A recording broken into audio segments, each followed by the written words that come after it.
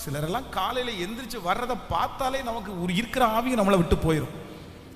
என்னடா இது இப்படி இருக்கிறாங்களே அப்படின்னு சொல்லிட்டு, அதுக்கு தான் நான் நிறைய பேருக்கு ரொம்ப சந்தோஷப்படுறது என்ன அப்படின்னா, நீங்கள் காலையில் எந்திரிச்சு 9 மணிக்கு அவசர அவசரமாக குளிச்சுட்டு பேக்கை தூக்கி போட்டு ஓடுறீங்க பாருங்க, இதெல்லாம் பாக்கியம் சிஸ்டர், இதெல்லாம் பாக்கியம் பிரதர், பெரிய பாக்கியம். ஆனால் உங்களுக்கு கோபமாக வரும்.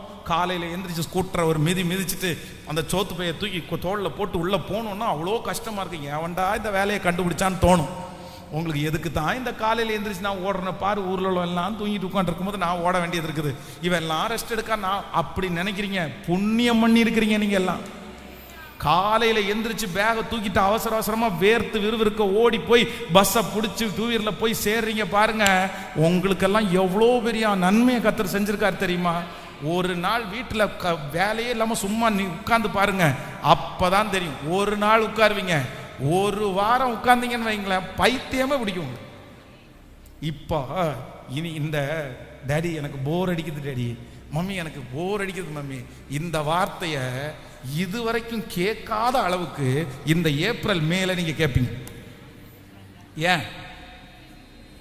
ஹலோ, ஏன் இந்த 2 மாசம் லீவ்? உண்மைதானே? உங்க வீட்டில் இருக்கிற பிள்ளைங்க ஒரு வாரத்தில் 50 டைம் ஆகுது எனக்கு போர் அடிக்கலன்னு சொல்லி பார்க்கட்டுமே.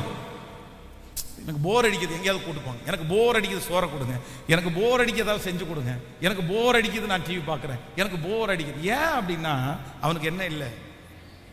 ஹலோ, வேலை இல்லை, காலைலன்னா. ஆனா இதுவே ஸ்கூல் இருக்கும்போது அங்க என்ன நடக்கும்? யுத்தமே நடக்கும். அன்னைக்கு காலையில எந்தரா அடிடா புடிடா அப்படின்னு போட்டு அதை போட்டு இதை போட்டு அந்த அம்மா கத்தும் பாரு. அவங்க அம்மா கத்துவாங்க பாருங்க, 4 வீட்டு கேட்கறது. உண்மையான அம்மாவை அப்பதான் நமக்கு என்ன தெரியும், எங்கடா இதுக்குள்ள இவ்வளோ இருக்கா அப்படின்ற மாதிரி கத்துன்னு கத்துவீங்க. எந்த காலையில நிறைய கணவனார் வீட்டை விட்டு வாக்கிங் போவாங்க நிறைய பேர். ஏன் அப்படின்னா நிறைய பேருக்கு இந்த சண்டையை நம்ம ஏன் கேட்பானே அப்படி அவ்வளோ இருக்கும். அப்போ காலையில நீங்க அப்படி இருக்கிறது ஒரு மிகப்பெரிய ஆசீர்வாதம். அப்போ இன்றைக்கு 2வது ஒரு தீர்மானம் எடுங்க.